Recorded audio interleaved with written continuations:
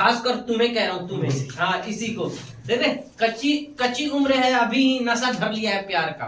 किसी ने कहा है ये कच्ची उम्र की प्यार भी, ये कच्ची उम्र की प्यार भी बड़े पक्के निशान देते हैं और अभी पे कम ध्यान देते हैं, बहके बहके बयान देते हैं।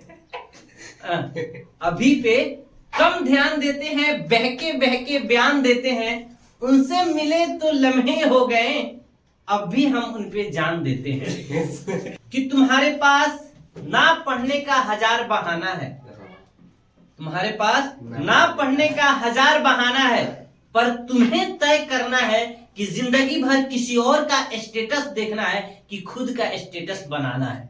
ठीक है, तो पढ़ लो, बहाना से काम नहीं चलने वाला है, वरना बहाना बनाओगे तो जिंदगी भर किसी और का ही व्हाट्सएप में स्टेटस देखते रहना।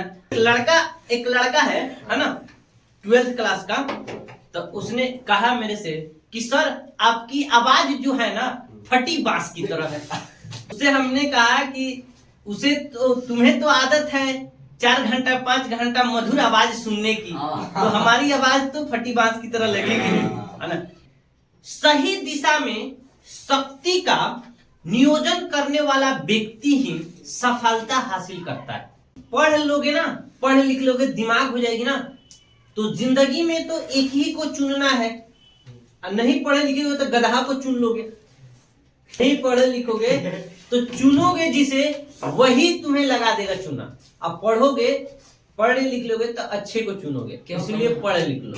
तू कह रहा है कि मैं इसके साथ रह के बिगड़ गया, ऐसा कभी नहीं होता। संगति में कब बिगड़ते हैं, जब खुद के शक्ति पे विश्वास नहीं रहता। दो दोस्त थे तो एक दोस्त कहा कि दोस्त आज आपको अपनी दोस्ती को प्रूव करना पड़ेगा। तो दूसरा दोस्त कहा कि हाँ प्रूव कर देंगे, बताओ क्या करना है।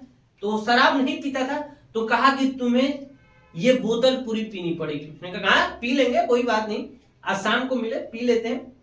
शाम को सब इकट्ठा हुए और दूसरा दोस्त भी कहा ठीक है, हम तो अपनी दोस्ती को प्रूव कर रहे हैं, लेकिन तुम्हें भी अपनी दोस्ती को प्रूव करना पड़ेगा। कहा कि ठीक है कर लेंगे। तो वो क्या किया, गया और नाली के पानी एक गिलास निकाल के लाया। कहा कि लो तुम अपनी दोस्ती प्रूव करो, मैं अपनी दोस्ती प्रूव करता हूं। तो ये उसके अंदर दिमाग और शक्ति और खुद पे विश्वास है। तो तुम अपनी बुद्धि से अकल से काम करो, संगति का कोई असर नहीं होता। एक लड़का की नई शादी हुई और वो गया ससुराल। तो ससुराल में 2 दिन रहा, 3 दिन रहा, 4 दिन रहा और ससुराल से आ नहीं रहा था। तो उसकी सासू माँ थी, उनको अब चिंता हो रही थी कि ये जा क्यों नहीं रहा है। और उसकी चिंता देखकर उसकी बेटी उनसे पूछी कि अम्मी आप इतना चिंतित क्यों हो। तो मम्मी बोली कि बेटा मैं चिंतित नहीं हूँ, और चिंतित जो हो रहा हूँ वो तुम्हारे वजह से ही हो रहा हूँ। इसको भेज दो, नहीं तो सब तुम्हारी पुरानी बातें ये जान जाएगा।